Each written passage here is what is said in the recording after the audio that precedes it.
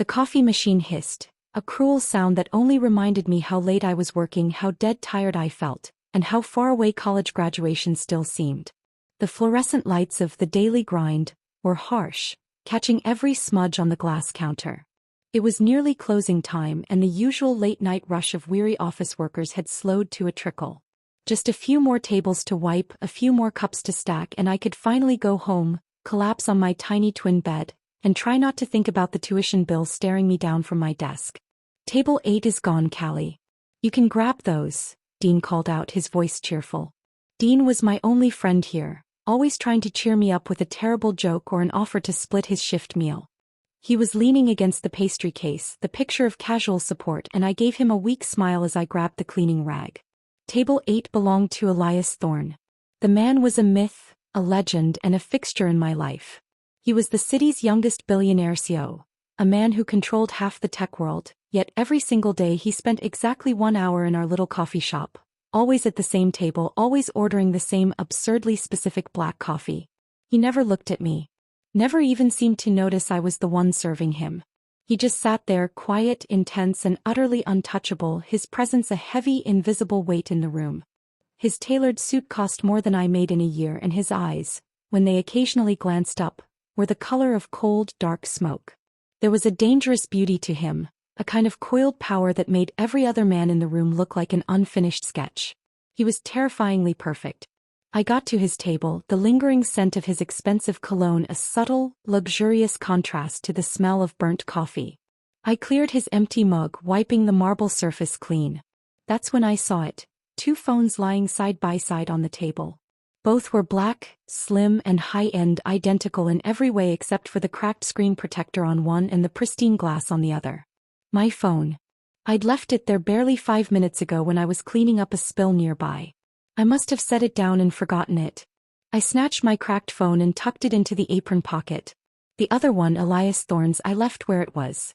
He was due back any second. He often stepped out to take calls. I finished wiping the table, nodded to Dean that I was done, and headed for the break room to clock out. As I reached for my worn canvas bag, my phone buzzed with an incoming text. I pulled it out, my thumb already hovering over the screen to unlock it when I noticed something was wrong. The home screen wasn't mine. It wasn't my wallpaper, not my messy array of apps.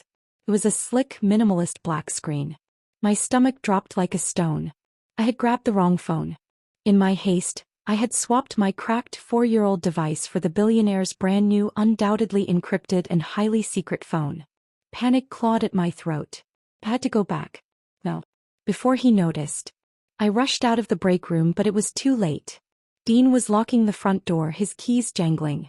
"Hey, where are you going?" "We're closed, Callie." "Elias Thorne. I think I messed up his order and he might still be," I stammered, making up the first lie that came to mind. "Nope. Mr. Thorne left 5 minutes ago. Looked like he was in a serious hurry, actually. Didn't even glance back. The air left my lungs. He was gone. The most private, powerful, and potentially terrifying man in the city had left the building, and I was holding his digital lifeline. "Shoot," I muttered, pressing my hand over my chest. "What's wrong?" Dean asked, genuinely concerned. "Nothing. Just tired." "See you tomorrow," I said, already backing away, my feet moving toward the subway station. I couldn't tell Dean. A secret this big felt toxic. It felt like danger. I walked the 4 blocks to the train, the phone burning a hole in my apron. I needed to call him. But who did I call? The only contact I had was the one in my hand. I could text him. But what if he saw the text and thought I was some kind of thief? Curiosity, a wicked little snake, coiled around my practical terror. I pulled the phone out again just as it buzzed. A text message. From a contact labeled only A. I didn't mean to read it. I truly didn't. But the screen lit up and the words were right there, stark and simple. "A. The shipment is secure. The watchers are closing in on the city's perimeter. We need to secure the blood bond target immediately. The prophecy cannot fail, Elias. Fail and we burn." I froze on the sidewalk. My head swam. The watchers? Blood bond? Prophecy? This wasn't a business text. This wasn't a CEO arranging a merger or closing a deal. This was something else. Something dark and unbelievable. Sounded like a badly written fantasy movie. Then another text arrived, faster and more urgent. From a contact labeled Vance. Vance, you left your calm, we've tracked the exchange. The human has the information. Bring her to the estate, Elias. No. Before the sunrise. Before they find her. The human. Me. My legs turned to lead. The street noises, the distant sirens, the rumble of the subway, faded into a dull hum. They knew. He hadn't just left the phone. The phone was a comm, they had tracked the swap. I looked at the phone in my hand, this slick, innocent-looking device. It wasn't just a phone. It was a window into a secret, violent world I didn't believe existed. And I was now a part of it. Target. Tears pricked my eyes. My life was simple. It was hard, but it was simple. Coffee shop, class, rent. That was my world. Now, a billionaire CEO, secret texts, blood bonds, and something called Watchers had smashed that world into a million pieces. I fumbled with the screen, trying to find a simple callback button when the phone went dark. Not powered down. Dead. The battery wasn't drained. It had been remotely shut off. I was alone on the street, holding a piece of black glass, and the powerful, untouchable man who owned it knew exactly who had it. And they were coming for me.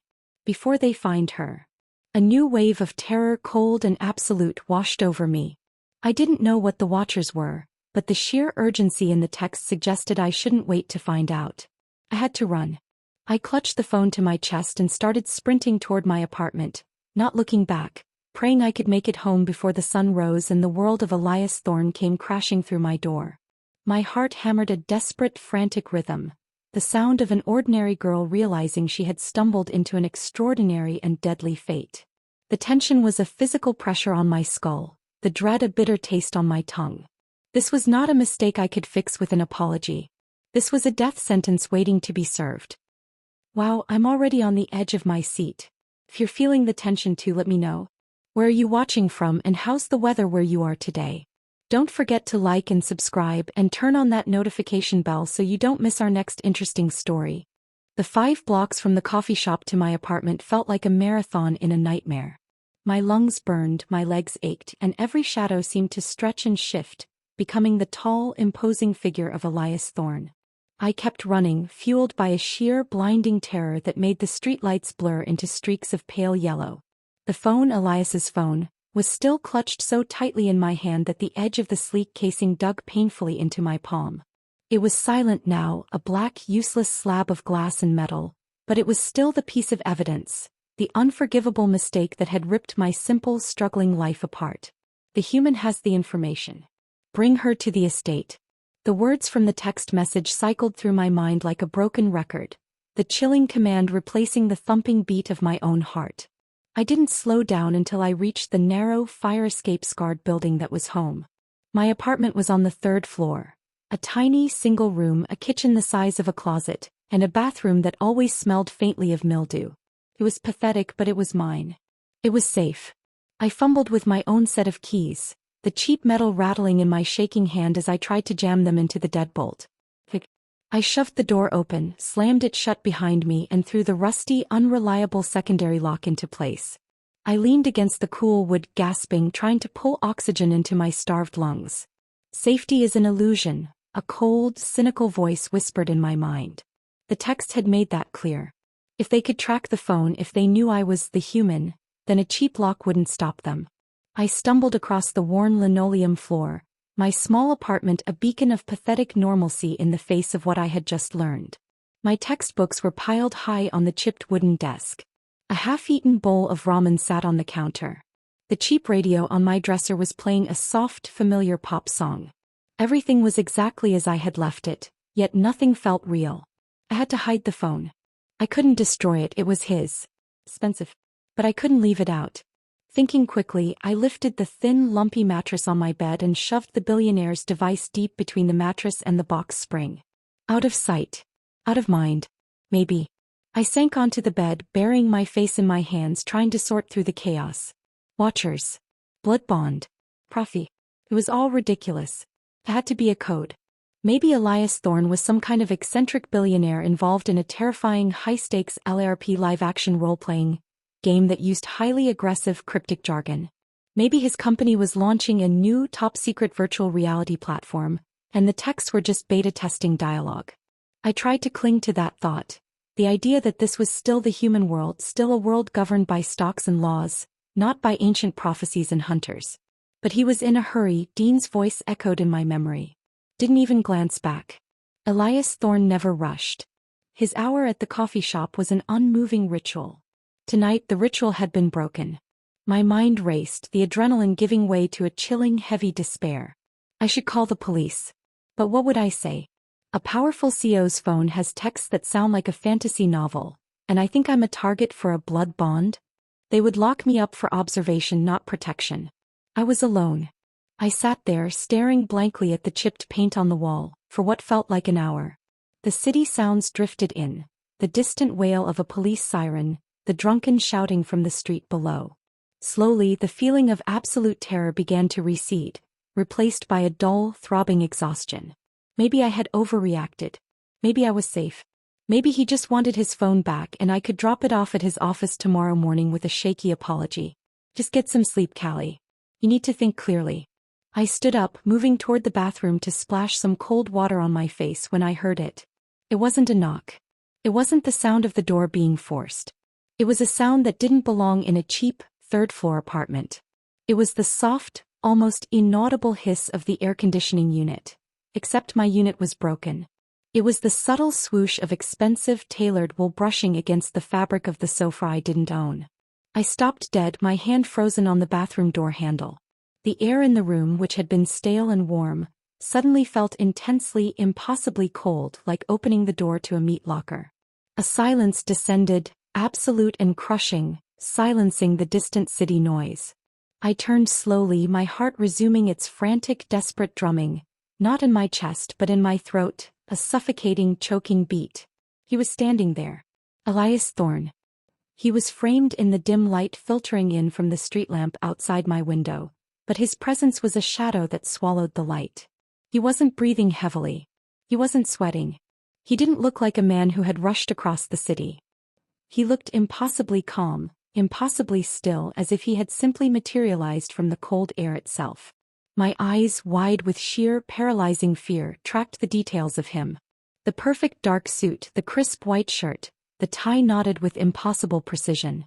He looked exactly like the billionaire CEO who drank black coffee at table 8. Except now he was in my apartment, standing 3 feet from my bed, and his face held a look I had never seen on any human being. A blend of devastating fury and predatory, controlled hunger. And his eyes. They weren't just dark smoke anymore. They were pools of midnight with a faint, chilling shimmer of red deep within the iris, like embers glowing in a vast, cold cavern. "Hello, Callie," he said, his voice deep, smooth, and dangerously soft.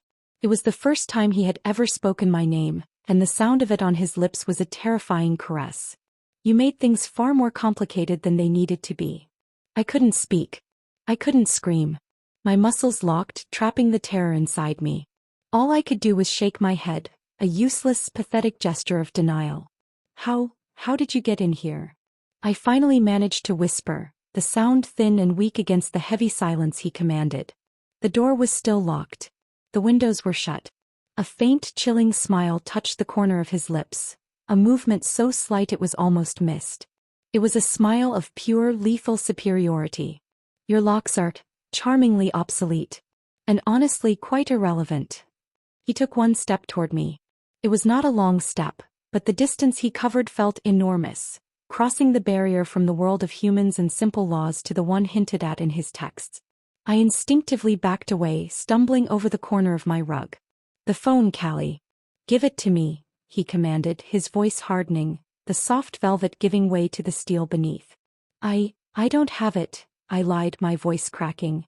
His head tilted almost imperceptibly, like a predator detecting the scent of a lie in the wind. His eyes narrowed and that faint red light intensified, focusing on me. "Don't lie to me. It is still emitting the faint trace of your unusual cellular signature. And I know you are terrified. I can feel the spike in your fear response." He took another, slower step. "Where did you put it?" The mention of my fear, the idea that he could feel it, broke the last shred of my rational defense. This wasn't a game. This wasn't a code. He was something other. "Under the mattress," I choked out, defeated. My gaze dropped to the floor, ashamed of my immediate surrender. He didn't move to the bed. He didn't have to. With a soundless speed that defied physics, he was suddenly at the bed, not walking but appearing there. He reached down and with a casual, almost bored flick of his wrist, he lifted the entire mattress. The flimsy foam, the weight of the box spring and my entire small body, several inches into the air. He didn't use both hands. He used one. With a single, impossible, supernatural movement he retrieved the phone from the hiding spot I thought was so clever. He lowered the mattress back down as if it weighed nothing more than a feather. The phone was back in his hands. The crisis was over. He had what he came for. He should leave. But he didn't. He looked at the phone, then slowly, deliberately he looked back at me. And his expression shifted again. The fury was still there, a deep-seated frustration, but beneath it, something else was stirring. Something darker, more complicated, and infinitely more dangerous than simple anger. It was recognition. A fierce, terrible knowing. The texts, I whispered, finding my voice in a last desperate plea for understanding. The Watchers. What are you? What is happening? He sighed, a sound of ancient, weary resignation. He finally took the 2 steps necessary to stand directly in front of me, forcing me to crane my neck to meet his gaze. He smelled of cold air, wood smoke, and something rich and vital like the deep, fertile earth. What am I? His voice dropped to a low, intimate rumble that vibrated in my bones. I am the CEO of Thorne Industries, a billion-dollar company, and the last surviving member of a noble vampire bloodline. Vampire. The word hung in the air, a final, definitive shattering of my reality. I should have laughed. I should have called him insane. But the cold in the room, the impossible strength he'd just displayed, the faint red in his eyes, they all affirmed his truth. And you, he continued, reaching out a hand. I flinched, but he didn't touch me. He simply held his hand near my face, his thumb hovering over the delicate skin of my jaw.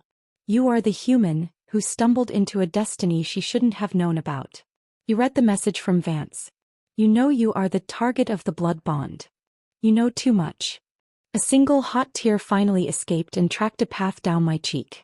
I didn't ask for this. I just want to go back to serving coffee, Elias. Please. I won't tell anyone. I swear. He cut me off, the movement of his head sharp and immediate. It doesn't work that way. The moment you held this phone, the moment you read the code words, the link was established. It is an old, archaic magic, Callie. A supernatural tether. You are now irrevocably tied to me. To my fate. And to my enemies. He paused, and the darkness in his eyes seemed to swallow all the light in the room. This was the moment of reckoning. The moment he decided my fate. Would he erase me? Would he silence the witness? He lifted his hand, and this time his cold fingers closed around my chin, tilting my face up. The touch was possessive, demanding, and sent a shiver of both dread and a terrible, forbidden thrill through me. The blood bond is a matter of survival for my line. I was meant to find the designated mate, a woman whose ancient lineage carried a protective magic to shield us from the Watchers. A woman I was supposed to claim. His eyes swept over my face, lingering on my mouth, my wide, terrified eyes. But now you know the truth, he muttered, his voice dropping to a seductive, dangerous rasp that made the small hairs on my neck stand on end. You are the wrong woman. The wrong lineage. The wrong time. Yet somehow the moment I saw you running away with my secrets, the moment I felt the fear in your heart and the frantic beat of your pulse in my mind. He leaned in, his face so close that I could feel the cold, minty air of his breath on my ear, and he whispered the words that would change my life forever, shattering my terror with an overpowering, devastating emotional claim that felt like a primal instinct. He looked at me and said, I want you instead. The claim was a burning realization that this man, this predator, didn't just want his phone back, he wanted me. Before I could process the words, before I could even scream, the feeling of his cold fingers on my chin was replaced by the impossible sudden sensation of the floor rushing away beneath my feet. Elias had gathered me into his arms, sweeping me up as easily as if I were a child. His arms were iron bands around me, and the strange, vital scent of him filled my senses. The Watchers are closer than you think. They know about the swap and they know you are here. We have minutes, he explained, his voice urgent, stripped of the pretense of calm. Your simple world is gone, Callie. You are now mine. and I will not let you be their sacrifice." He didn't wait for a response. He simply turned, moving toward the window. My eyes widened in panic. "The window? It's 3 stories." "Irrelevant," he repeated, the word sounding like a curse. I clung to his shirt, my knuckles white as he looked down at me one last time, his gaze fierce and possessive. The last thing I saw before the cold air rushed around us was the tiny dark room I had called home, the pathetic remnants of my old life, the ramen, the textbooks, the chipped paint. And then Elias Thorne launched himself through the air, carrying me with him, plunging us both into the cold, secret night, toward the estate, and the ancient, terrifying destiny he had just claimed for us both. I was no longer a shy waitress. I was a captive, a secret, and the terrified, reluctant mate of a vampire suit. The fear was all-consuming, but deep beneath it, a tiny, alarming spark of something else ignited. A fierce, reckless curiosity about the darkness I was falling into, and the handsome monster holding me close. The life I knew was over. The sudden flight through the night air was the most terrifying, disorienting moment of my life. I squeezed my eyes shut, burying my face against Elias's expensive coat, unable to process the impossible speed and the dizzying height. The cold wind whipped past us, carrying the strange, earthy scent of him, and the city's lights became a distant, glittering carpet far below. I didn't open my eyes until I felt the solid, undeniable bump of landing. When I finally dared to look, I was standing not on solid ground, but on a vast, polished marble veranda. Elias set me down, his grip on my waist lingering for a moment, a fleeting touch that was both a reassurance and a possessive claim. My knees immediately buckled. The world spun. I had to clutch the back of a large stone planter to keep from collapsing. "Breathe, Callie. You are safe. For now." Elias's voice was right next to my ear, his breath a cool puff against my temple. I looked up and my breath hitched. We weren't at some city penthouse. We were at an estate. It was less a house and more a fortress, a sprawling Gothic mansion that seemed to claw its way out of the earth. It was surrounded by a dense, dark forest miles away from the city. The architecture was ancient, all dark stone, sharp peaks, and impossibly tall windows that gleamed like unblinking eyes in the night. The place didn't just look old, it looked like it carried the weight of centuries. A sense of immense, suffocating power emanated from the place, and I felt smaller and more insignificant than I ever had. Where are we?" I managed to choke out, my voice raw and thin. "Thorne Manor. It is where my family has resided for nearly 400 years. Elias answered, his eyes sweeping the perimeter, a watchful, predatory gaze that missed nothing. He was still on high alert. Before I could ask another terrified question, a figure stepped out from the deep shadows of the veranda archway. She was a woman of impossible elegance, dressed in a sweeping black silk gown that would have looked theatrical on anyone else. She was older, with silver-streaked dark hair pulled back into a severe knot, but her face was smooth and beautiful, untouched by the wear of time. She moved with the quiet grace of a hawk. "This had to be Vance. Elias.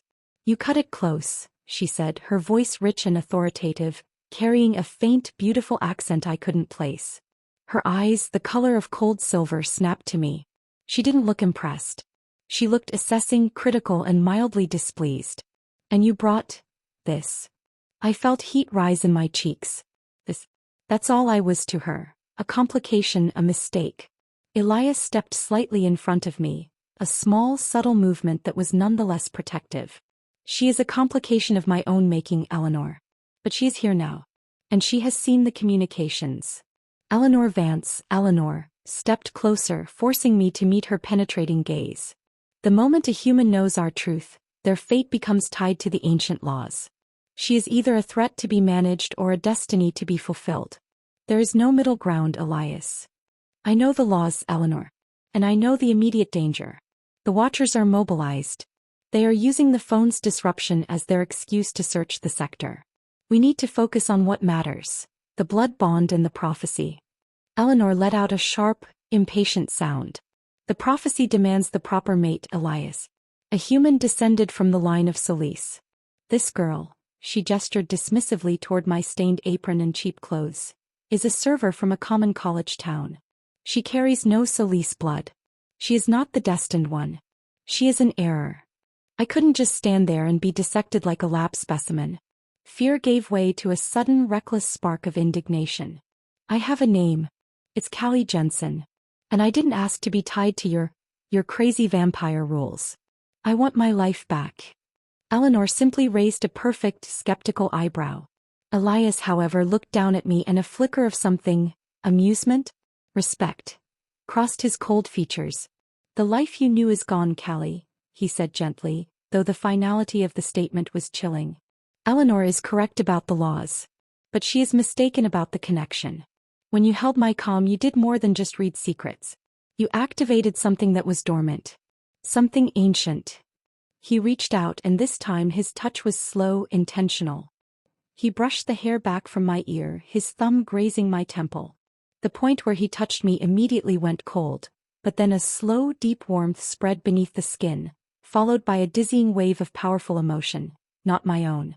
It was a feeling of deep-seated weariness, a fierce protective instinct, and a sudden, sharp, almost painful yearning. I gasped, stumbling back from the sheer force of the feeling. Eleanor Vance watched the reaction with narrowed, calculating eyes. What did you do to me? I whispered, clutching my head. Nothing, Elias said, pulling his hand away. But your immediate visceral reaction confirms my suspicion. You read the texts and activated the link, but the deeper connection happened the moment I saw you running. You are not a Celise, but you have somehow become my bonded anchor, the recipient of the tether intended for the destined mate. He turned to Eleanor, his voice commanding. The ancient books speak of a rare accidental bond, a connection forged through extreme stress and immediate need. It is messy, powerful, and often fatal to the human host. But it is still a blood bond. And it links her to me. Eleanor crossed her arms, her skepticism palpable. A bonded anchor is a myth, Elias. A loophole for fools who cannot control their primal urges. Myth or not, she is here and the Watchers are coming. They seek the mate, Callie. They seek the bonded anchor. They believe destroying you will weaken me and my line, making us vulnerable to their purges, Elias declared, his voice dropping to a low, powerful growl. The truth was simple and terrifying. I was a target. A means to destroy the man who had just claimed me. So what happens now? I asked, my voice barely a thread. Now we wait for the sunrise. You will be kept here. For your protection and for my family's, Elias stated, moving toward a massive dark wood door. And for the next few days, you will learn the most essential rule of our world. Secrecy is survival. He pushed the door open, revealing a grand hallway that stretched out into terrifying darkness, lit only by a few flickering gas lamps. The air inside was heavy with the scent of old wood, dust, and something metallic, like copper or dried blood. Eleanor will see to your needs. She will explain the rudiments of my existence, Elias said, his eyes finally softening just a fraction when they landed on me. It was a predatory tenderness that made my insides clench. Do not try to run, Callie. Outside these walls, you will find only things that wish you harm. I am the only thing keeping you alive now. And with that he was gone, disappearing down the vast dark hallway with the same impossible speed with which he had appeared in my apartment. I was left alone with Eleanor Vance, the woman who thought I was a messy loophole and a complication. Eleanor turned to me, her silver eyes holding no warmth. A bonded anchor. A pathetic title for a foolish risk. I will show you your room, Miss Jensen. After that, we have much to discuss before the sun rises. She led me deeper into the manor. Every footstep on the marble floor echoed in the immense, silent space. The furniture was heavy, dark, and priceless. Tapestries covered the walls, depicting scenes that looked like ancient, violent folklore. Men fighting winged creatures, women with glowing eyes, and symbols that looked like twisted, interlocking crowns. We reached a massive oak door at the end of a long, cold corridor. Eleanor opened it, revealing a bedroom that was larger than my entire apartment. A four-poster bed draped in dark velvet, a fireplace with a dying ember, and high windows overlooking the terrifying forest. This is your chamber. It is secured. The windows do not open. Do not attempt to leave this room without me or someone Elias has designated, Eleanor ordered, her voice clipped and professional. Now sit. I will explain the Watchers, the Solis lineage, and the brutal reality of what being Elias Thorne's anchor will mean for you. I sank onto the edge of the plush bed, feeling utterly overwhelmed. I was trapped, claimed by a vampire, and declared a target in a war I didn't understand. I was supposed to be studying for finals, not trying to comprehend ancient vampire geopolitics. The Watchers are a human society. Driven by fear, fueled by fanaticism. They hunt us. They know the blood bond is our great weakness. They know it tethers our raw power to the human world. They think if they destroy the human component, they can destroy Elias's bloodline, Eleanor explained, pulling a high-back chair closer to the bed. Her voice was steady, the delivery of brutal facts as casual as reading a shopping list. What if I just tell them I have nothing to do with it? Eleanor's smile was thin and pitying. The Watchers don't believe in apologies, Miss Jensen. They believe in fire and stakes. And if they capture you, they will use you to track and neutralize Elias. You are bait. Nothing more. So your only hope is to accept Elias's protection. And his claim. She leaned forward, her expression serious. The bond, even an accidental one, is a two-way street. It is not just an emotional claim, Callie. It is a biological link. You will begin to feel Elias's emotions. His hunger. His power. You will feel him change. And in turn your own humanity will start to weaken. Your body will change to accommodate his supernatural needs. It is painful. It is terrifying. And you will not survive it without his constant presence. The realization hit me like a physical blow. Elias didn't just want me. He needed me to survive, and in doing so he had doomed me to a painful, terrifying transformation. The stakes weren't just my life, they were my very nature. And what does Elias need from me? I asked, fear making my voice tremble. Eleanor looked me directly in the eye, and the coldness finally gave way to a sliver of genuine pity. His full power is too vast to contain on his own, especially when the Watchers push him to the edge. He needs you to be his grounding point. His anchor. He will use the bond to siphon off his excess power. If you resist or if the bond breaks, the force will tear you apart. If you allow it, you will survive. But you will no longer be entirely human.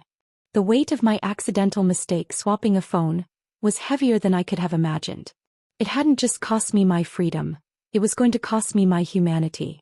I looked out the massive, non-opening window at the dark, silent forest. My escape was gone. My life was forfeit. And my only hope was the dangerous, possessive, immortal man who had claimed me in the dark. The hours that followed Eleanor's chilling explanation were the longest and most confusing of my life. I didn't sleep. How could I? I was trapped in a Gothic prison, claimed by a vampire, and facing the terrifying prospect of losing my own identity. Every nerve ending felt raw, alert for the slightest shift in the ancient house.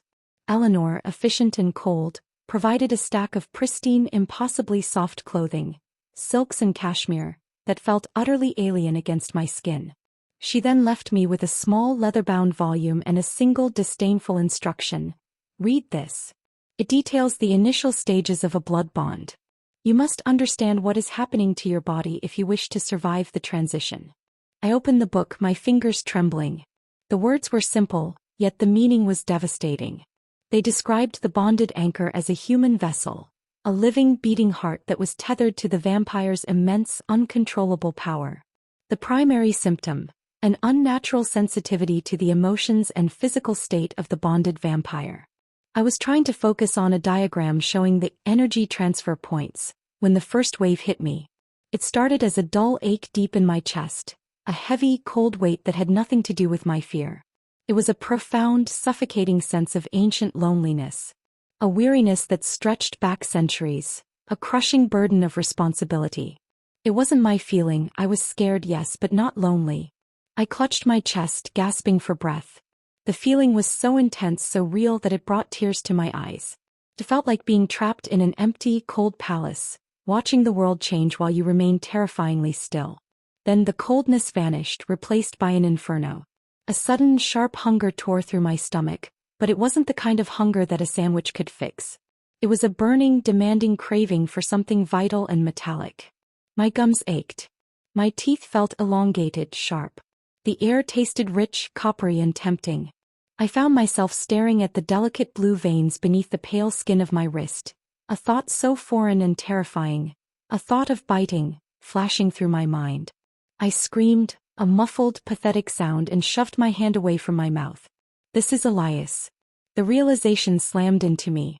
This impossible, terrifying sensation was his hunger, his loneliness, funneled directly into my nervous system through the invisible, supernatural thread of the blood bond. The door to my chamber burst open. Eleanor stood there, her silver eyes blazing with a mixture of concern and vindication. "It has begun. The siphoning," she stated, sweeping into the room. "Elias is feeding and the bond is active. You are feeling the echo of his primal needs. Control it, Callie. You must stabilize the reaction or the shock will kill you." I can't. It hurts," I gasped, wrapping my arms around my middle as the wave of hunger receded, replaced by a sudden, exhilarating surge of raw power. It felt like electricity humming beneath my skin, a dizzying sense of invincibility. For a single, terrifying moment I felt like I could tear the stone walls down with my bare hands. Eleanor seized my arm, her grip surprisingly strong. "That is his power surge. He is channeling his excess energy into you to prevent self-destruction. You are his grounding point. You must accept it. Relax, little human. Let it flow or it will fracture your mind." I closed my eyes, forcing myself to breathe, forcing myself to accept the impossible transfer of energy. The overwhelming power eventually settled, simmering beneath my skin, leaving me shaking but strangely, thrillingly energized. When I opened my eyes, Eleanor was studying me intently. "Remarkable. Most humans would have fainted or broken into hysterics. You have tenacity." I pushed her hand away. "This is madness. I don't want his power. I don't want to feel his vampire feelings. This is not protection, this is a violation." "It is survival, child," Eleanor countered, her voice softening slightly. "The Watchers are a constant threat. Elias must feed to maintain his strength. You must anchor him to maintain his control.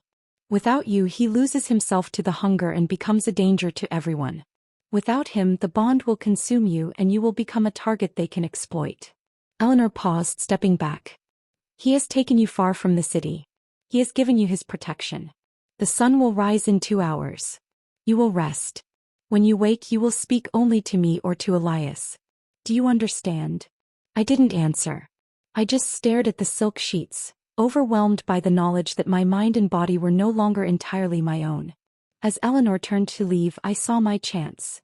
The small leather satchel she carried with her everywhere. It was sitting on the nearby writing desk.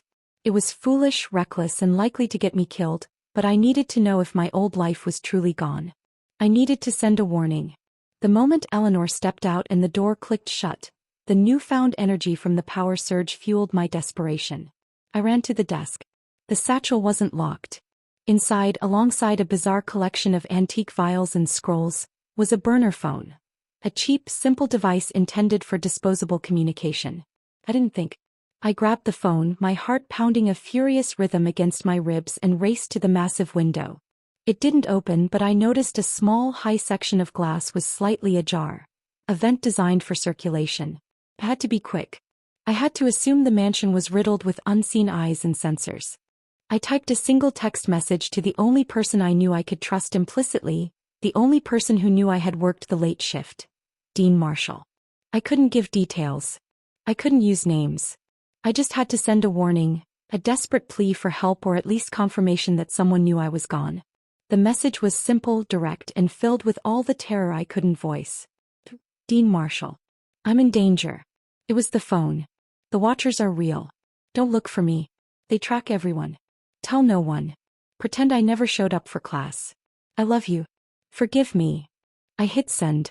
It was a terrible, cryptic message, a pathetic attempt to wave a flag from my prison tower, but it was all I could do. I immediately deleted the message from the burner phone's outbox and shoved the device back into Eleanor's satchel just as the floorboards creaked outside. I dove into the bed, pulling the covers up to my chin, pretending to be asleep. The door opened silently. Elias Thorne stood in the doorway. He hadn't walked in, he was simply there. He was wearing a dark silk robe now, his chest visible, defined muscle and pale, perfect skin. He looked less like a CEO and more like a Greek statue carved from moonlight. He didn't need to look at the satchel on the desk. He didn't need to check the vent. He simply stood there, his eyes focusing on me, a low, guttural growl rumbling in his throat. The faint red glow in his eyes returned, no longer just frustration, but a burning, focused anger that instantly flooded into my own chest, making me clench my teeth against the surge. He knew. He didn't need to ask. The bond, the cursed tether that now linked us, had informed him of my fear, my panic, and my brief, reckless rebellion.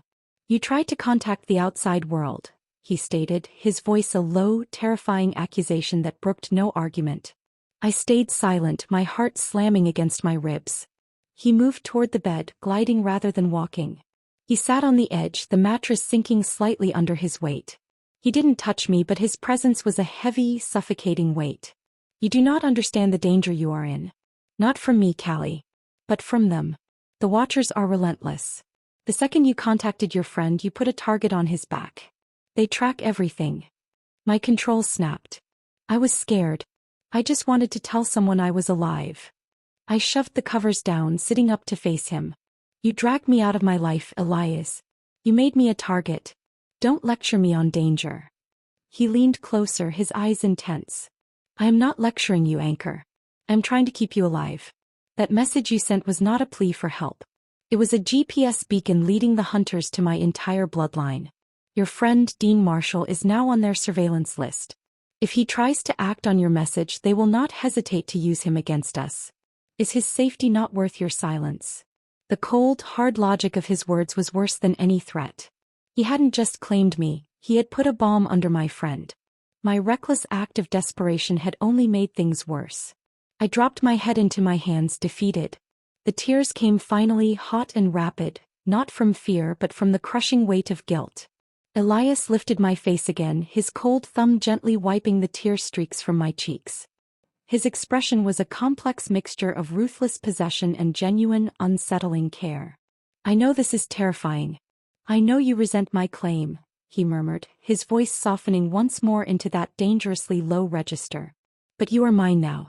And my kind does not abandon what belongs to us. I will protect your friend, but only if you promise me that this act of defiance will be your last. You will learn to trust me, Callie. Because the very core of your survival now depends on my existence." He leaned in, his lips brushing my ear, sending a dizzying chill through my body. "I do not share my possessions with anyone, least of all the hunters who seek to destroy us. You are the key to my survival, and I will be the absolute foundation of yours. Accept your fate, Anchor. Accept your power. Accept me." The last word was a command, a hypnotic suggestion, delivered with such fierce, possessive certainty that it bypassed my rational mind. For the first time since I swapped the phone, a strange, undeniable conviction settled in my heart. He was a monster, a predator, but he was my monster. He was the most dangerous thing in my life, and yet, paradoxically, my only source of protection. I looked at the impossible beauty of his face, the dark intensity of his eyes, and whispered the word that sealed my fate. "I understand." A small, satisfied smile touched his lips, a fleeting, chilling expression of a predator who had finally secured its prey. "Good," he said, his hand moving from my cheek to the back of my neck, pulling my head close. He pressed his forehead against mine, and in that silent, intimate contact, the cold loneliness and the savage hunger surged through the bond once more, but this time, it was mingled with a profound sense of relief and possession. I was his. And for the first time, in the deepest, most terrified part of my soul, I felt a dangerous, terrifying sense of belonging. The shy waitress was gone. The anchor had arrived. The promise I made to Elias, that my attempt to contact Dean would be my last act of defiance, felt like a surrender but also the first step onto solid ground. The guilt over Dean's sudden vulnerability was a heavy, constant ache, yet it reinforced the chilling reality. My only chance of protecting him and myself lay in mastering this terrifying bond. The sun finally rose, staining the high windows of my room with a cold, pale light. It cast long, dancing shadows, giving the ancient furniture a monstrous appearance. Eleanor returned, not with food, but with a thermos of dark liquid and a grim expression. "Elias requires your presence immediately. We are moving you to the training chambers," she announced, her silver eyes giving me a quick, professional once-over. I drank the bitter, earthy liquid she offered, which surprisingly stabilized the lingering tremors in my hands. The energy I had absorbed from Elias was still simmering beneath my skin, making me feel unnaturally awake and jumpy. Eleanor led me deeper into the manor, down a series of labyrinthine stone stairs that descended into the earth. The air grew colder, heavier, and smelled of damp rock and age. The deeper we went, the more the silence pressed in, a profound quiet that swallowed sound. We finally emerged into a vast, cavernous room. It was clearly a centuries-old vault, reinforced with immense stone pillars and lit by glowing, almost magical sconces that cast a golden, intense light. In the center, Elias Thorne stood, no longer in his suit or robe, but wearing dark, simple training attire that emphasized his impossible physique and lethal grace. He looked less like a CEO and more like a warrior waiting for battle. The deeper the bond, the stronger the backlash from the Watchers, Elias stated immediately, his voice echoing slightly in the chamber. He didn't offer a greeting, moving straight into instruction. If they find you, they will attempt to break the bond violently. Your human mind cannot withstand the full force of my pain or my fear, which they will try to weaponize. You must learn to filter my energy and control the siphoning process. He walked toward me, his movements fluid and precise. The bond acts like a two-way radio. I broadcast my state, hunger, rage, power. You receive it.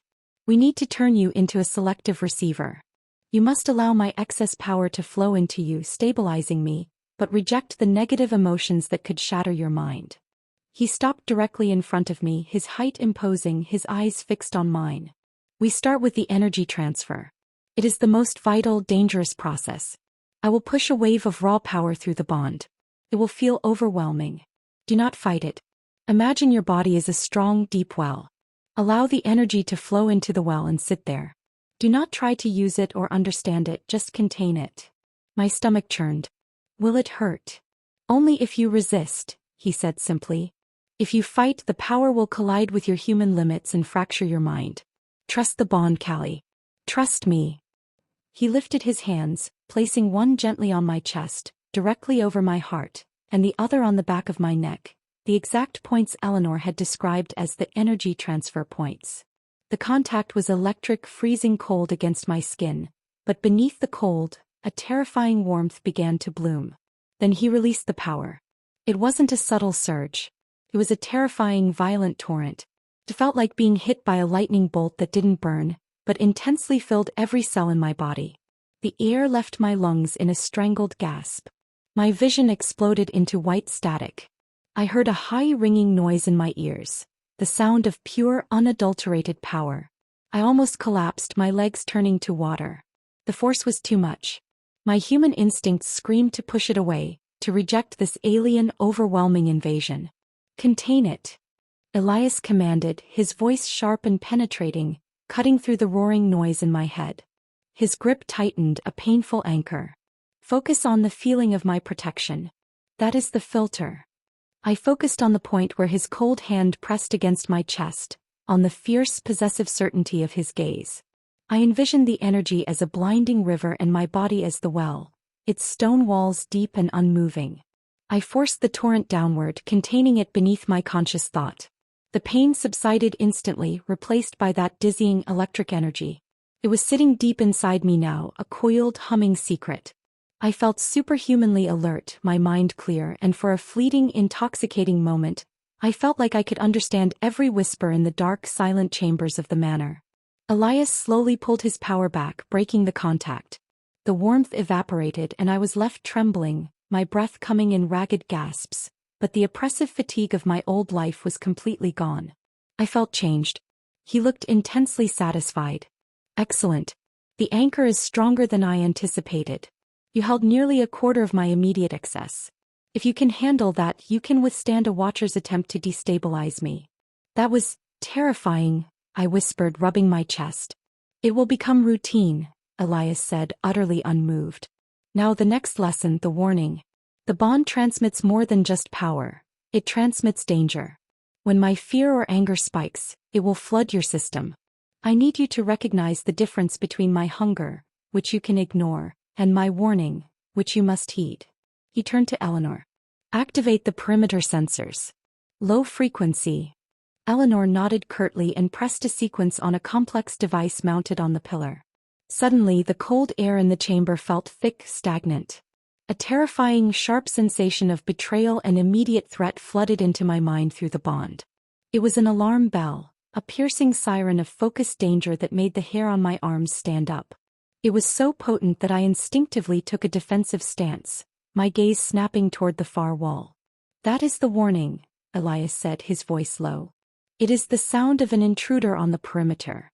That is my spike of professional tactical alert. It is focused. Now what does it feel like? Like knowing you're being hunted.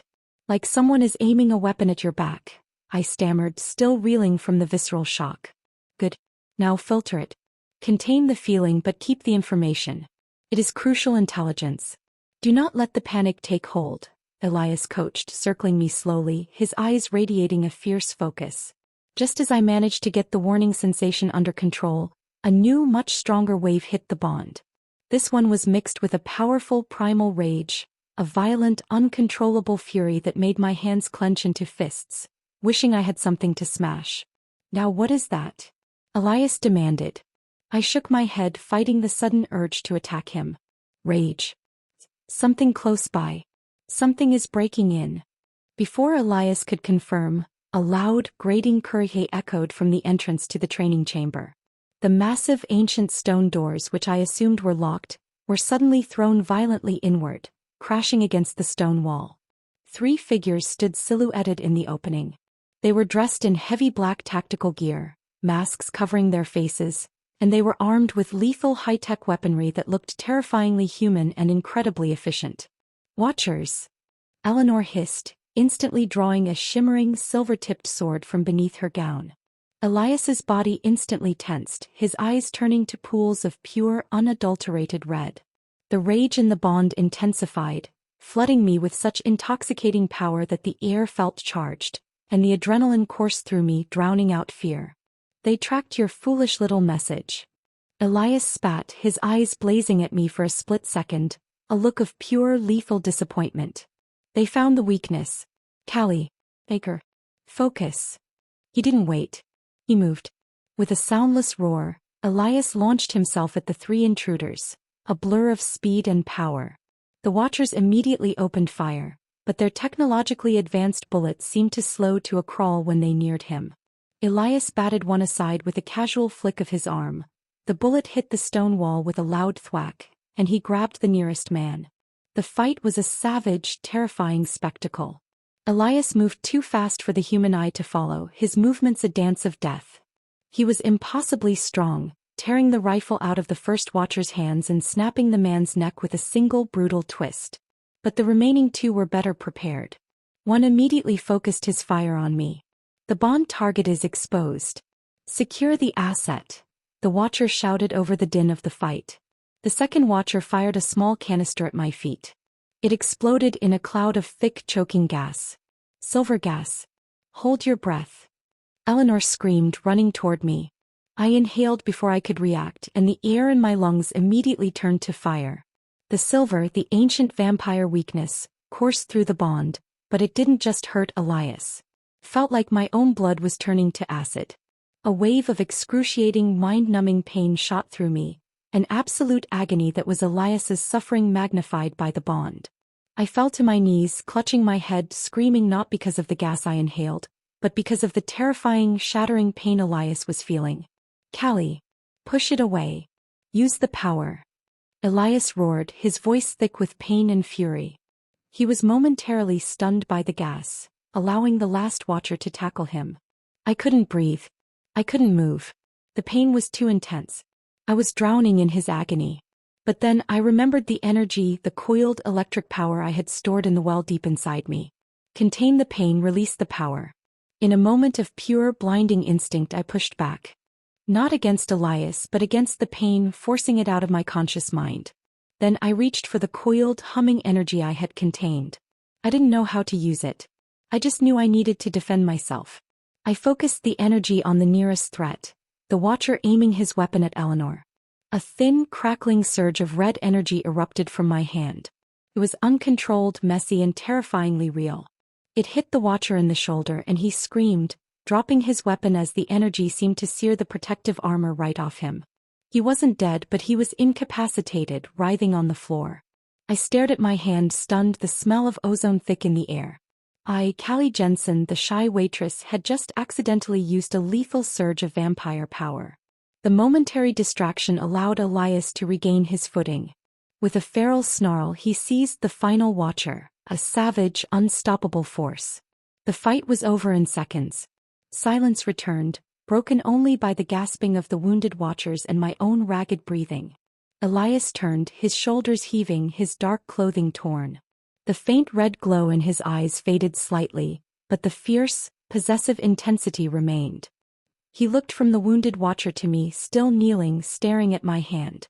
"You channeled the power," he said, his voice raw, laced with a strange mixture of pride and alarm. "You reacted to the threat." He strode over and knelt beside me, pulling my face close to his. His eyes were searching, intense. "You are more than an anchor, Callie. You are a conduit." The Watcher's attack triggered the deeper transformation. "The bond is deepening at an impossible speed." His voice dropped, becoming a low, intimate rasp. "You are not merely holding my power, little one. You are beginning to wield it. This is both terrifying and exactly what we need. You saved us, Anchor. And now you belong to me, not just by claim but by blood and by power." He checked the wounds on the Watcher I had struck. "They are only stunned. We must move quickly." He stood up, turning to Eleanor. "I will take her. Lock down the manor. Prepare for a deep search. They will be back for her." He scooped me up into his arms, holding me tightly against his powerful chest. I was too stunned, too exhausted, and too overwhelmed by the terrifying exhilaration of the power I had just wielded to resist. "The training is over, Callie," he murmured, his breath warm against my hair. "Now the war begins. And I will not allow my anchor, my conduit, to be broken by them." I clung to him, the lingering scent of ozone and the deep, possessive thrum of the bond filling my senses. I was no longer an innocent victim. I was a weapon forged by accident and claimed by a vampire. The shy waitress was a ghost. The conduit had awakened. Elias didn't take me back to my large, cold room. He carried me, still shaking from the terrifying power surge and the silver gas echo, through a hidden passage behind a massive fireplace. The air inside the passage was dusty and close, but it shielded us from the frantic activity of Eleanor and the other ancient, silent servants who were now swarming the manor to deal with the defeated Watchers. We emerged into a space I hadn't known existed. Elias's personal chambers. It wasn't the Gothic grandeur of the rest of the manor. This room was austere, modern, and intensely private. Dark wood, polished leather, and a floor-to-ceiling window that offered a stunning yet unsettling view of the impenetrable forest. It felt like the heart of the beast, simple, controlled, and utterly ruthless. Elias set me down on a low, comfortable leather sofa. He didn't speak immediately. He just stared at the shallow wound the Watcher's silver gas had left on his arm, a faint, angry burn against his pale skin. The pain had subsided, but the residual fury was still thrumming through the bond, making my own hands feel hot and tight. "You saved us," he finally stated, his voice low and raspy. He was looking at my hands, the hands that had spontaneously conjured a bolt of his raw power. "Your reaction was instantaneous and effective. The conduit is active." I felt a dizzying mix of shame and exhilaration. I didn't mean to. It just happened. I focused on the pain and then I pushed back. He walked over to a dark cabinet and retrieved a small, intricately carved silver box. "That push was a siphon, Callie. You pulled the excess power I couldn't contain through the silver gas and redirected it into a physical blast. That is the definition of the conduit. You are a lightning rod for my strength." He sat down next to me, turning his body so he faced mine. The proximity was immediate, intimate, and sent a fresh wave of heat through me. "The Watchers know you are here. They know you are the bonded anchor, and now they know you can fight. We must go deeper into seclusion," he explained, his eyes intense and direct. "And for the next 2 days, until Eleanor can secure a new, unbreachable location, you will not leave this room. You will not move beyond my sight." "But why here?" I whispered, avoiding his gaze. Being alone with him, trapped in his space, felt more dangerous than the Watchers. He reached out and, with slow, deliberate precision, ran a cold finger along the sensitive skin of my inner wrist. I flinched, not from pain, but from the sudden, powerful rush of craving that flooded the bond. Not the terrifying hunger I felt earlier, but a deep, overwhelming longing that seemed directed solely at me. It felt like the core of his ancient, lonely existence was reaching out for my warmth. Because the bond is unstable after the attack. When they hurt me, they hurt you. When you drew the power, you drew a piece of my essence. You need constant restabilization, Callie, he murmured, his gaze never leaving mine. And to stabilize a new conduit, the bonded pair must be in continuous, close contact. He moved his finger, his touch now lingering on my pulse point. It is the oldest law. The emotional and physical intimacy of the bond must be reinforced. If we are separate, the opposing forces, my ancient darkness, your raw humanity, will fight and they will tear you apart. The words were cold, clinical, yet the implication was undeniably sensual. He needed me close. Not just for surveillance but for physical and emotional anchoring. I swallowed hard, my mouth suddenly dry. What does continuous contact mean? A faint, chilling smirk touched his lips. It means this. I need to be close enough to feel the exact rhythm of your heartbeat and the scent of your fear fading away. Close enough to siphon the emotional noise you transmit through the bond. Close enough to ensure the watchers cannot target you without going through me. He lifted his hand, cupping my cheek. His thumb stroked the corner of my mouth. It means our walls must come down. The bond is a relentless truth-teller. It will expose my nature to you and yours to me. I will feel your joy, your panic, your exhaustion.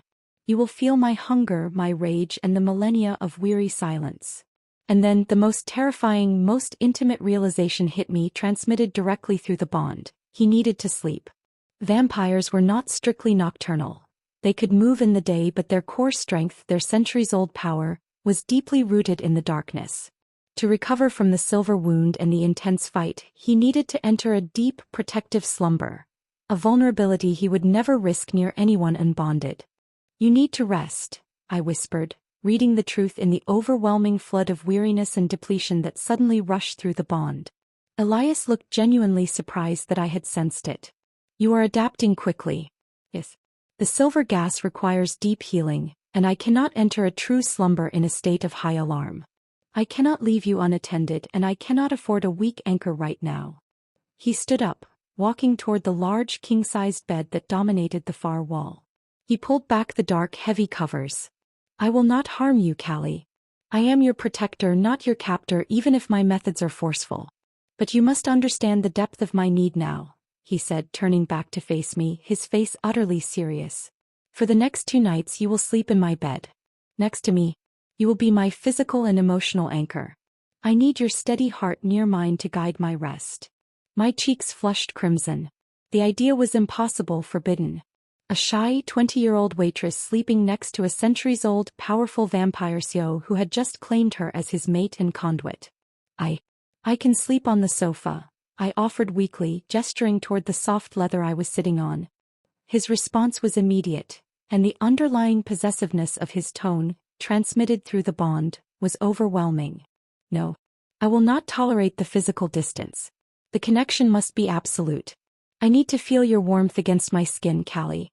To know with every beat of your heart that my anchor is secure. He walked back to me, taking my hand. His skin was cold, smooth, and lethal. He didn't pull me, he simply led me slowly toward the bed. The danger is not what happens in the bed, little one. The danger is what happens outside of it, when the bond breaks because of fear and distance, he said, his voice a promise and a threat all wrapped up in one seductive murmur. I allowed him to lead me. Every logical alarm bell was screaming, but the terrifying power and overwhelming belonging transmitted through the bond drowned them out. This was not a choice, it was a surrender to necessity. I lay down carefully on the edge of the vast dark bed, still fully clothed in the silk nightwear Eleanor had provided. The sheets were cool and luxurious. Elias lay down next to me, his movements slow and deliberate. He settled onto his back, then turned his head to look at me. His eyes were heavy with fatigue and that powerful, deep-seated loneliness. He lifted his arm, inviting me in. Come here, anchor. Close the gap. Reluctantly, yet compelled by the strange gravity of his presence, I shifted closer, until my side was pressed against the unyielding muscle of his torso. His arm draped over me, a heavy, cold weight that pinned me gently in place. The instant our bodies made continuous contact, the effect was profound. The raw energy within me suddenly quieted, settling into a gentle, steady hum. The terrifying loneliness I had felt from him earlier receded, replaced by a profound sense of peace, a restful calm that was instantly transmitted into my own weary mind. It was a trade, my warmth for his rest. I felt safe. Impossibly, dangerously safe, wrapped in the arms of the creature who had stolen my life. I looked up at his face, framed in the dim light. He looked less like a monstruoso and more like a weary king, finally allowed a moment of repose.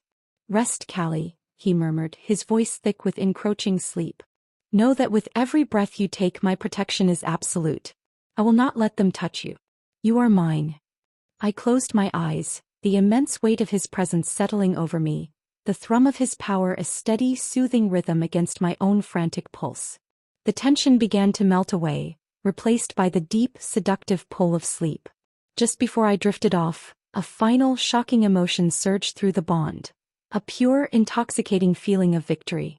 Not the victory over the Watchers, but the victory of claiming me, of having me pressed against him, fulfilling the ancient purpose of the blood bond. I fell asleep in the arms of a monster, feeling an electric, undeniable sense of rightness. The shy waitress was now Elias Thorne's anchor, and the forbidden intimacy of their connection was now the only reality. I woke up with a gasp, not from a dream, but from a sudden violent jolt of distress that shot through the bond. It was a cold, sharp feeling of extreme loss and tactical panic, ripping me instantly out of the deep, restorative sleep I'd found in Elias's arms. I sprang up in the bed. Elias was already awake, sitting up with that impossible stillness that marked his species. He was looking at the windows, his eyes narrowed, the faint red glow returning. He hadn't moved a muscle, yet his entire body was a coiled spring of readiness. "What is it?" I whispered, my heart hammering a terrified rhythm against my ribs. "The Watchers have broken the second perimeter," Elias stated, his voice tight. "They used a thermal drone not to attack but to survey the grounds. They know the manor's weaknesses now." He swung his legs out of the bed, moving with swift, lethal purpose. "The intimacy of the bond has accelerated your conduit development, Anchor. You felt my spike of tactical alert far more clearly this time." He dressed quickly, pulling on dark, practical clothing that had no business looking so expensive. "Eleanor is preparing the transport. We must abandon the manor. It's no longer safe for you." As he was strapping a concealed leather cuff around his wrist, which I intuitively knew contained a small, deadly silver blade, the distress signal through the bond intensified, changing from tactical alert to a wave of profound, bitter sorrow mixed with a sharp, sickening rage. This wasn't just about the Watchers at the manor. This felt personal. Devastating. Wait. That feeling. "It's not just danger," I choked out, clutching my head. "It's grief." "Elias, what happened?"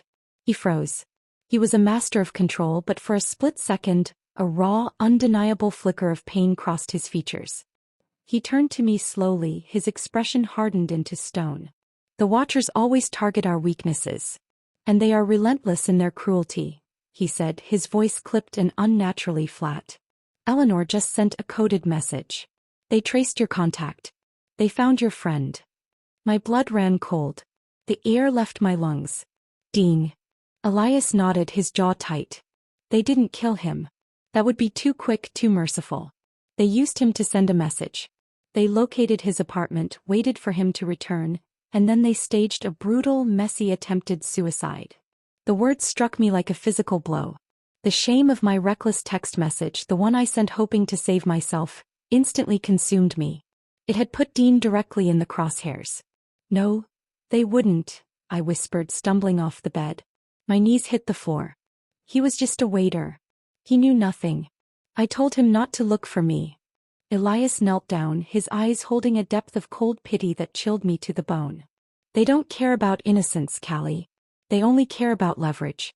They needed you to see the consequences of defying me. They needed you to feel the pain of the Anchor's failure." He didn't need to elaborate on the details of Dean's staged suicide. The bond, the treacherous link, was already broadcasting Elias's vivid, horrified memory of the report from his informant. The crime scene, the blood, the note left behind designed to look like a desperate farewell. The images flashed in my mind, Dean's friendly, cheerful face, his endless supply of bad jokes, his kind support for my college dream, all twisted and mutilated by the brutality of the Watchers. My failure. My fault. A wave of crushing, self-destructive guilt and absolute despair flooded me. It was so intense, so potent, that it temporarily severed the protective connection to Elias. The safe, warm feeling of the bond snapped, replaced by a sudden jarring sense of utter detachment. The room spun. The raw power I had contained instantly began to fight back, turning inward. The anchor was broken. Callie, control it. Elias commanded, grabbing my shoulders. But I couldn't. My mind was consumed by Dean. The Watchers hadn't just staged a scene. They had successfully broken the only piece of my past life that I still clung to. They knew the leverage point. My vision tunneled. The air grew impossibly thin. I felt my body convulse as the unanchored power, Elias's excess energy, had nowhere to go. It began to tear at my nerves, causing a searing pain in my temples and chest. I can't breathe. I deserve this. It's my fault. I cried out, fighting his grip, desperate to escape the terrifying internal agony. No. You are not broken. Elias roared, his control finally fracturing, revealing the fierce, desperate possession beneath. His eyes blazed. You will not fracture the bond over a human complication. I claimed you. You belong to me. I won't let you die. He reacted with the speed of desperation. He grabbed my face, pulling me to him, and in a move of pure primal necessity, his cold lips crushed against mine. It wasn't a gentle kiss. It was a violent, demanding press of desperation. I felt the shock of his cold mouth, the pressure of his urgency. He wasn't kissing me for pleasure. He was forcing the anchor back into place. The effect was instantaneous and shocking. As his coldness slammed into my burning, fracturing mind, a massive, powerful surge of his will, his absolute refusal to let me fail, flowed through the kiss, overriding the guilt and despair. He pulled back, his eyes locked on mine, his breathing ragged. The desperation in his gaze was terrifying. The bond demands life. It demands you fight, he commanded, his voice a low, guttural snarl. The Watchers are using your compassion against my power. You will focus on my will, Callie. You will focus on me. He grabbed my left hand, pulling it toward his chest. Then, with a flicker of his wrist, he produced a small, silver spike, an ancient medical tool. Without hesitation, he plunged the spike into the delicate skin of his own forearm, drawing a bead of thick, dark blood. My eyes widened in horror. You are broken. The anchor is shattered. Now you must choose who lives, he stated, his voice dangerously low. He smeared the blood onto the back of my hand, directly onto the skin. This is my essence. My absolute command. Drink the power anchor. Use the bond to heal yourself and claim the retribution you crave. The sight of his blood, the metallic scent, the pure raw power flowing from his wound and mingling with my skin, it short-circuited my panic.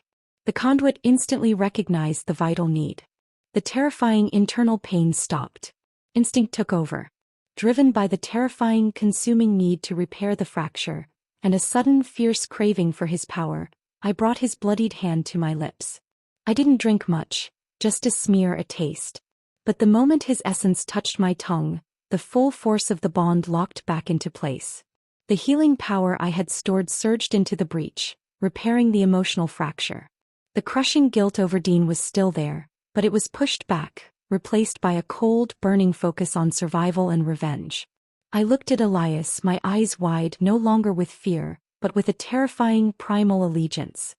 He nodded, a grim satisfaction in his eyes. Good. You chose life.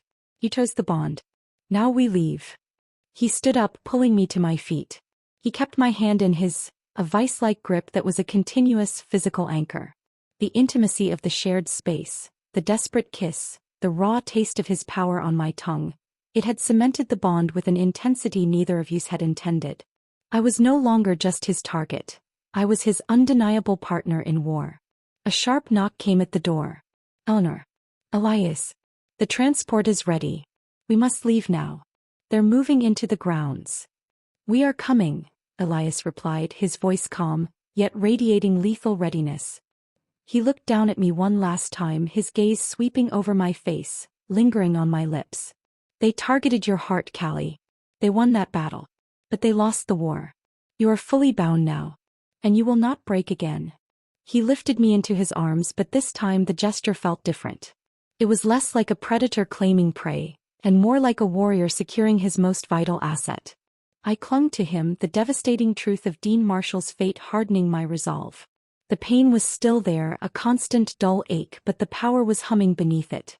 Elias walked out of the room, leaving the sanctuary of his personal chambers. As we moved quickly through the secret passage, toward the frantic chaos and the waiting escape, the last emotion that flowed through the bond was Elias's powerful, deep conviction. They hurt my anchor. Now they will face the conduit. The fight was no longer just about survival. It was about retribution. And I was standing, trembling but fiercely ready at the heart of it. The escape from Thorne Manor was less a calculated move and more a desperate midnight flight. Elias was a whirlwind of controlled chaos, holding me tight as we raced through hidden tunnels beneath the manor, the air thick with the smell of old earth and the metallic tang of his blood still on my lips. The watchers were not far behind. Through the bond I could feel Elias's mounting tension, a fierce, cold pressure of time running out, and it sharpened my own senses to an impossible degree. I felt the vibration of their heavy vehicles approaching the grounds, the subtle thud of their boots on the gravel above us. We emerged into the freezing, pre-dawn air behind the ancient stables. Eleanor was waiting next to a black, armored SUV that looked more like a military vehicle than a civilian one. She opened the back door, her face grim. "They're deploying thermal sensors, Elias. We have minutes," she reported, her silver eyes sweeping the tree line. "Get in, Callie," Elias commanded, pushing me gently but firmly into the back seat. He slid in after me, pulling me immediately against his side, his hand resting on my knee, a continuous, non-negotiable anchor. Eleanor jumped into the driver's seat, and the SUV roared to life, tearing through the dense forest undergrowth and onto a hidden, narrow dirt road. As we sped away, the bond was humming like a live wire. My anger over Dean, suppressed but not gone, was a cold, hard stone in my stomach, now completely eclipsed by the immediate need for survival. I focused on Elias's protective rage, the promise of retribution, and let it flow into me, fueling the coiled power of the conduit. "Where are we going?" I asked, my voice surprisingly steady. "To a secure vault in the north. Deep underground. They cannot follow us there," Elias explained, his eyes constantly scanning the mirrors. "But we need to lose them now. This vehicle is traceable." Eleanor navigated the winding country roads at reckless speed, but the watchers were too well organized. Moments later, the bond sent a jolt of alarm through me, a distinct feeling of pursuit. "They're behind us. 3 vehicles. High-speed pursuit," I stated, surprised by the certainty in my own voice. It wasn't guesswork. It was a clear, tactical transmission from Elias's focused mind. Eleanor checked the mirror. "He's right. They're closing the gap. They won't try to stop us with a simple blockade. They'll use their dampeners to weaken your bond, Elias, then isolate the girl." The mention of the dampeners sent a terrifying chill of vulnerability through the bond. They were designed to disrupt the vampire's control over their power, and I knew instantly that if the connection fractured again, the raw energy inside me would explode and kill me. "We can't let them get close enough," Elias growled, his arm tightening around me. "Callie. Anchor. Conduit. Do you remember the feeling of that power? The surge you released in the training chamber?" "Yes," I whispered, gripping his hand. I remembered the intoxicating, fierce heat, the smell of ozone, the undeniable power flowing through my veins. "Good.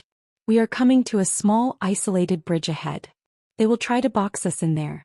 When I give the command, you will siphon every ounce of excess power I have, and you will unleash the conduit. You must aim it at the lead vehicle's engine block. Can you do it?" The request was insane. He was asking me, a girl who barely passed physics, to channel lethal supernatural electricity into a specific target moving at 80 miles per hour. But the terror was gone, replaced entirely by the relentless, cold purpose of the bond. I was his weapon. "Yes," I stated, my eyes locked on his. Eleanor approached the bridge, a narrow, decaying structure over a shallow river. Just as we hit the middle, the 3 Black Watcher SUVs accelerated, boxing us in from behind and in front. The lead vehicle, a massive battering ram-equipped truck, slammed into our rear bumper. The impact sent a painful, jarring shock through me, and the bond momentarily flickered with panic. "Dampeners active," Eleanor yelled. "Elias, I'm losing control of the steering." The air in the car suddenly felt dead. The protective hum of the bond faltered. The excess power in me started to sizzle, desperate to escape. My head swam with a fresh surge of the terrifying, mind-splitting pain from the fractured connection. "Now, Callie," Elias roared, his voice thick with desperate command. He seized my hand, pressing it firmly against his chest, right over his heart, forcing the vital link. "Take the power. Take all of it. Focus it on the threat that took your friend's life. Retribution." He was no longer just transferring power. He was transferring his pure, unadulterated rage and his absolute conviction that I must survive. The emotion was a tidal wave, drowning the pain and guilt, replacing it with a singular, fierce desire to smash the things that dared to hurt the people I cared about. I screamed, a primal sound of exertion and power. The raw energy of the conduit flowed through my arm, through the contact with Elias and into my hand. It was blinding hot and electric. I thrust my hand toward the back window, not with precision, but with the full, desperate intention of a soul consumed by fury. A searing, blinding bolt of crimson-red lightning erupted from my palm. It tore through the armored glass, which shattered instantly, and struck the center mass of the Watcher vehicle that was pinning us from behind. The effect was devastating. The energy bolt didn't just smash the engine, it vaporized the metal. The entire vehicle exploded in a blinding flash of fire and sparks. The force of the detonation was immense, slamming our SUV forward and snapping my head back against the headrest. The remaining 2 Watcher vehicles spun out of control, disabled by the shockwave and the sudden fiery roadblock. Silence descended, broken only by the crackle of burning metal and the rush of the river below. I slumped back against Elias, utterly drained, the immense power leaving me feeling empty and cold but alive. The terrifying pain was gone. The bond was whole, humming with a fierce, deep satisfaction that was Elias's alone. "The conduit, unleashed," Elias murmured, his voice laced with shock and a profound, possessive triumph. He was breathing heavily, his own power dangerously depleted, but the surge of the bond had stabilized him. Eleanor, her face white but composed, pulled the SUV over, stopping just beyond the bridge. She turned back to look at us, her silver eyes wide with awe. "Elias, she is not merely an anchor. She is the full-fledged conduit of the Thorne line. That level of raw energy is unheard of in a new bond." Elias didn't take his eyes off me. He gently stroked the side of my face, his thumb running over the tremor in my jaw. "You shattered the Watcher's immediate threat, Callie. You kept us alive," he said, his voice low, intimate, and filled with a fierce respect that pierced my terror. "You embraced the power of the bond and chose our survival over your pain." I looked back at the burning wreck, the undeniable evidence of the lethal force I had just commanded. The shy waitress who worried about tuition and tips was truly gone. She was incinerated, replaced by this cold, powerful, dangerously bonded creature. "I did it for Dean," I whispered, the name a painful echo of the life I'd lost. Elias shook his head. "You did it for survival. And survival is our only truth now." He reached into his pocket and pulled out a small antique silver locket. He opened it, revealing a tiny, intricate Thorne family crest. "The manor is compromised. Your old identity is a liability. You are no longer Callie Jensen. You are now irrevocably bound to my lineage," he declared, his voice firm, staking an absolute claim. He clasped the locket around my neck. It was cold, heavy, and undeniably precious. "We're going to ground. Deep into the protective wards of the North Vault. You will recover your strength and you will finish your training. You will learn to control the conduit, not just unleash it." He pulled me into a fierce embrace, holding me tightly against his powerful chest. The bond thrummed with a deep, consuming sense of absolute possession and commitment. "They will come for you again, Anchor," he murmured into my hair. "But next time they will not face a frightened human. They will face the conduit of Elias Thorne. And I will ensure they regret the day they made you mine." I clung to him, the silver locket cold against my skin, the scent of smoke and his cold power filling my senses. I had stepped across the line. My humanity was fractured, my past was gone, and my future was irrevocably intertwined with the ancient, terrifying destiny of a vampire Sioux. I was the conduit, and the war for my soul, and for his survival, had just begun. 2 weeks later. The North Vault was not a prison but a sanctuary, a secret, heavily warded complex hidden beneath a secluded mountain range, protected by ancient magic and modern technology. It was safe. It was silent. It was absolutely isolated. I sat in a library that rivaled any university's, reading not physics, but ancient texts on Celeste lineage and vampire law, my conduit power a steady low hum beneath my skin. I could feel Elias's presence in the adjacent chamber, a calming, powerful anchor, and I knew without turning my head that he was watching me. I was no longer wearing the waitress uniform or the borrowed silks. I was wearing practical dark leather gear suited for a warrior and a conduit. The locket was a constant cold weight around my neck. The grief for Dean Marshall was still there, but the bond had done its work, turning the raw pain into a cold, fierce resolve. I was not going to let his death be in vain. The Watchers would pay. Elias finally emerged from his chamber. He looked completely restored, his power immense and stable. He walked toward me, his movements fluid and purposeful. Eleanor has secured the transport. Tomorrow we move to the next phase, he said, his voice deep and authoritative. He paused beside my chair, his hand coming to rest on my shoulder. The contact was purely physical, yet it sent a familiar wave of possessive assurance through the bond. The Watchers are in retreat, but only temporarily. They understand the nature of your power now, but they still see you as a vulnerability. Tomorrow we take the offensive. We will find their command center and we will end this threat. He looked down at me and his eyes held a depth of emotion I had never seen before. A strange mix of respect, reluctant tenderness, and absolute claim. You are ready, conduit. The shy waitress is gone. You're my mate. My power. My weakness. My greatest strength. I reached up and gently touched the silver locket around my neck. And you are my survival, Elias. My retribution. My only path now. He smiled, a rare, chillingly beautiful curve of his lips. He bent down, his cold mouth meeting mine, and this time the kiss was not born of desperation. It was a slow, consuming assertion of their undeniable bond, a blend of chilling cold and fierce, intoxicating heat. When he pulled back, the silent vow of the bond was absolute. The journey was just beginning. The former waitress and the billionaire CEO were now bound by blood, power, and a shared, deadly purpose. Wow, what a thrilling and intense ride.